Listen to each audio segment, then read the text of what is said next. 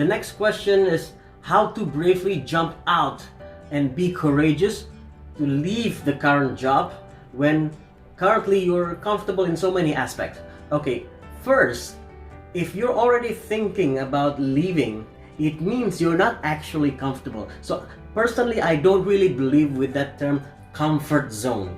To me, it's not exactly comfort zone if you are not comfortable in there. Just think about it.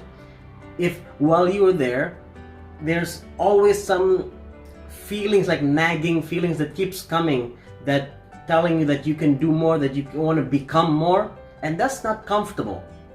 So it's not exactly comfort zone for me. Maybe it's a familiar zone, not comfort zone. So in that sense, in order for you to get out from that familiar zone, first you need to have an idea, a purpose of where to jump out, and most importantly, why.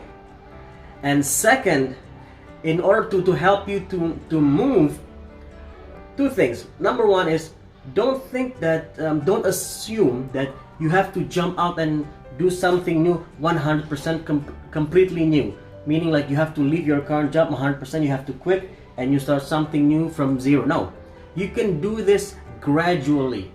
Yes, it means you need to put extra effort maybe outside your current working hours, but that's the reality. If it's important for you, then you do it. If you won't do it, then it's not that important to you. Or maybe because the second thing, your fear is still hindering you as well.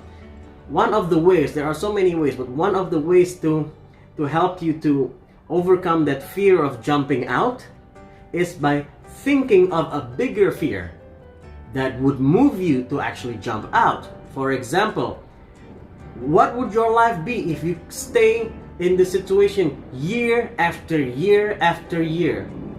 Really think, and not just think, but really feel. Teach your brain to think towards the future. Like, bring yourself there and get emotionally involved. How would your life be? How would your self-esteem be if in 1 year, in 5 years, in 10 years you would still be in the situation? You still, let that fear stop you from doing what you really want to do, what you actually know is important for you. How would your health be? How would you be as a role model to your friends, to your family? How would your financial condition be? How would your financial freedom be? How your emotional health be if you keep staying in this situation right now, if you don't jump out? So teach your brain to think that way. That is how you use fear to your advantage. But again, when you do this, really get emotionally involved when you visualize. If you're not going to go all out when you visualize, then you're just wasting your time. So use your fear for your advantage.